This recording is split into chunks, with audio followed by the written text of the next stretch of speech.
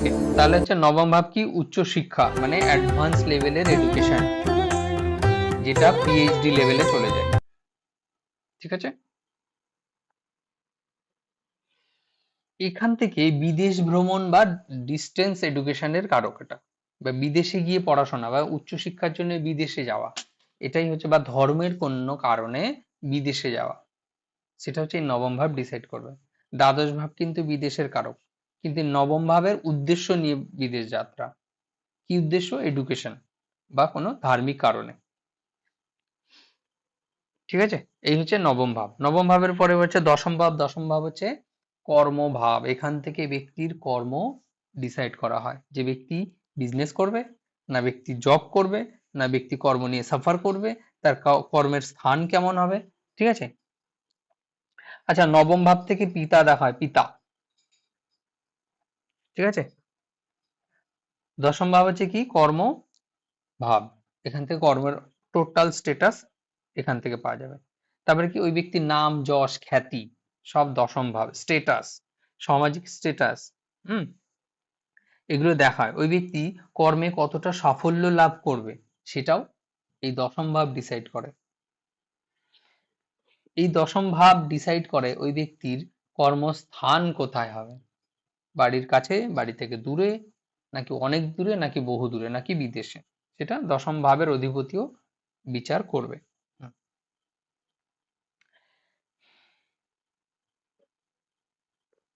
তারপরে হচ্ছে আমাদের জন্মের মধ্যে সব থেকে ইম্পর্টেন্ট ভাব। প্রথম হচ্ছে লগ্ন, এটা ইম্পর্টেন্ট, নবম ভাব ইম্পর্টেন্ট, আর এটা হচ্ছে থার্ড ইম্পর্টেন্ট, এটা হচ্ছে একাদশ ভাব। এটা হচ্ছে লাভ বা আয়ের ভাব। আমাদের প্রত্যেকের জীবনে কি চাই? লাভই তো চাই না, আয়, ইনকাম। এই ইনকামের ভাব হচ্ছে 11th হাউস বা একাদশ ভাব। এখান থেকে সকল প্রকারের প্রাপ্তি, সে অর্থপ্রাপ্তি হোক, গাড়ি বাড়ি, যে কোনো ইচ্ছা পূরণ হোক, সব এই একাদশ ভাব থেকেই কিন্তু হয়। বড় যে ছোট বড় যে কোনো ধরনের সাফল্য, এখান থেকে বড় ভাই বোন দেখা হয়। তৃতীয় ভাব থেকে বলেছিলাম ছোট ভাই বোন, আর একাদশ ভাব থেকে হচ্ছে বড় ভাই বোন দেখা হয়। হুম, বোঝা গেল? একাদশ ভাব হচ্ছে সামাজিক স্টেটাস, সমাজে ওই ব্যক্তির কেমন স্টেটাস হবে, সেটা হচ্ছে একাদশ ভাব বলে দেবে।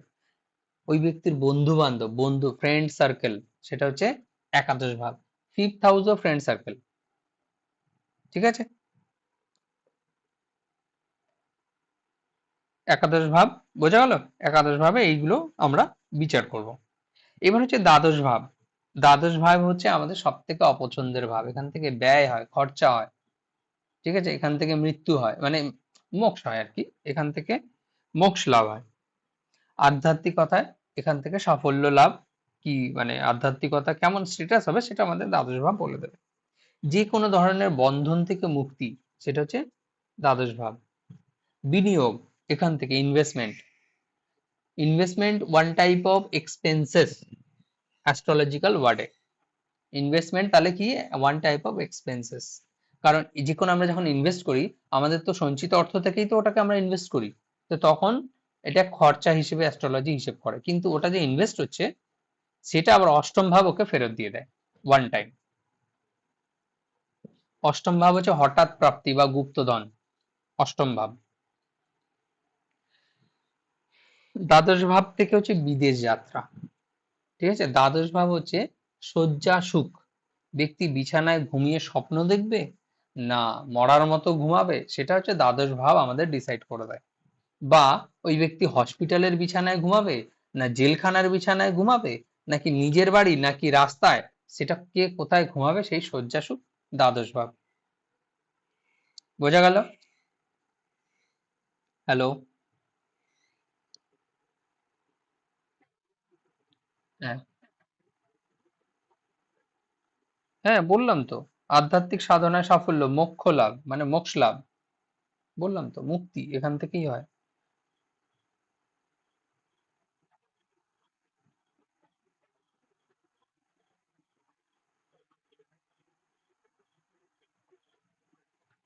ইয়েস স্যার, আপনি তো, এটা হচ্ছে আপনার হচ্ছে স্টেজ, দ্বাদশ নাম্বার, এটা একটা 12 নাম্বার স্টেজ। এখানে কোন গ্রহ এখানে অ্যাক্টিং করতে আসছে, সেটা আপনাকে ডিসাইড করে দেবে।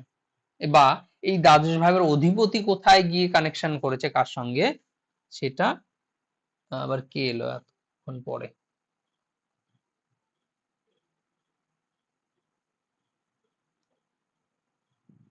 হুম, কে তো বললো রেকর্ডিং করছে? অলোক বললো অলোক রেকর্ডিং করছে। ঠিক আছে, অসুবিধা নেই। আচ্ছা, তাহলে এই ভাব সম্পর্কে হলো, রাশি সম্পর্কে হলো, গ্রহ সম্পর্কে হলো, হ্যাঁ।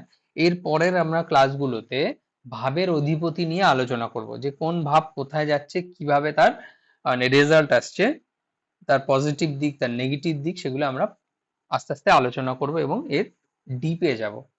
এই ভাবটা শেষ হয়ে যাওয়ার পরে আমরা একটা একটা করে এগোলে কিন্তু আমরা এগোতে পারবো না, আমরা একসঙ্গে দুটো তিনটে টপিক নিয়ে এগোবো। এর পরের দিন আমরা চেষ্টা করবো নিউমরোলজি শেখানোর। নিউমরোলজি নাম শুনেছি, অনেকে মনে হয় শিখেছে। এখানে কেউ আছে যারা শিখেছেন? হ্যাঁ। আচ্ছা, সংখ্যা তত্ত্বর একটা লিমিট আছে, লিমিটের বাইরে যেতে পারে না বলে এটা নিয়ে আমার অতটা পছন্দ নয়, কিন্তু এখন ট্রেন্ড চলছে, এটা শিখতে ভীষণ আগ্রহী আর ভীষণ শর্টকাট, তাই তো দিদি? একদম শর্টকাট এটা, যে যিনি কিছু বোঝেও না সেও বলে দিতে পারবে।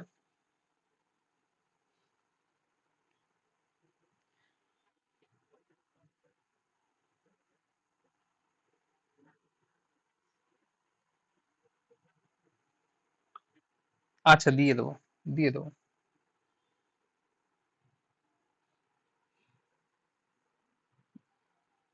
তবে এই যে ভাবের কারকতাগুলো কিন্তু ঠোঁটস্থ করে ফেলতে হবে, হ্যাঁ। যে আমাদের দশম ভাব, দ্বিতীয় ভাব, চতুর্থ ভাব, অষ্টম ভাব। হ্যাঁ, বলুন।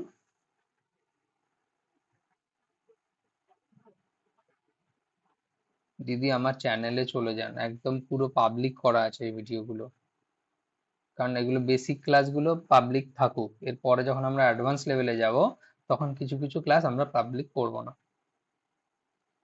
নয়তো আপনারা তো রাগ করবেন, না আমরা পয়সা দিয়ে পড়ছি, তাহলে সবাইকে সবাই তো ইউটিউব থেকেই পড়ে নিতে পারতাম।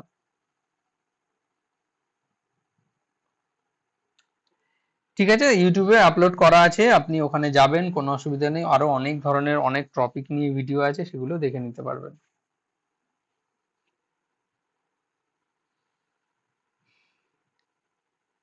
আচ্ছা, তাহলে এই রাশি, গ্রহ, ভাব, ঠিক আছে, এই নিয়ে কারো কোনো প্রশ্ন?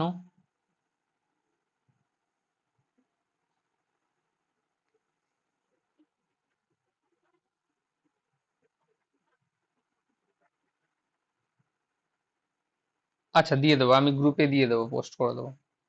কোন গ্রহের কোন মানে কোন গ্রহের বা রাশির কোন দিক, সেগুলো আমি দিয়ে দেবো। এখন না, আমরা যখন বাস্তু শিখবো তখন দেখবেন যে এই দিক একটাও মিলছে না,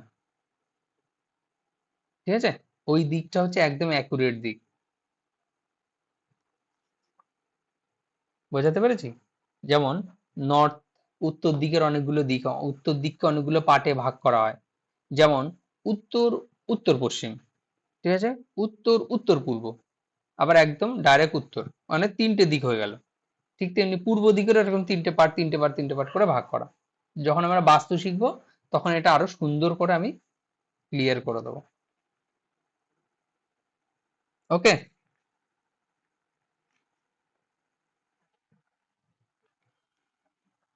হ্যাঁ, দুটো লাগবে, দুটো তিনটে লাগবে ম্যাক্সিমাম হয়তো।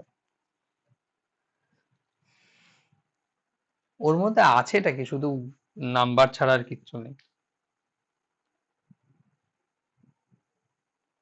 কিন্তু ইউটিউবে কিছু কিছু বিশেষজ্ঞরা নিউরোলজি নিয়ে এত সুন্দর করে অ্যাড দেয়, যেটা মানে মানে খুব ভয়ানক ভয়ানক অ্যাড দেয়, যে কেউ একজন সিম কার্ড ভেঙে ফেলেছে, কেউ একজন এটা ভেঙে ফেলেছে।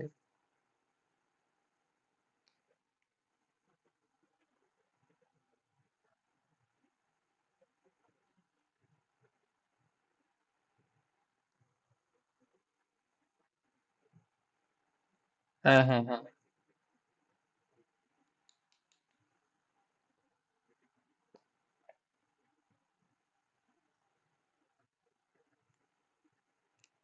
শিখিয়ে দেবো, কিন্তু নাম পরিবর্তন করে এমন কিছু করতে পারে না।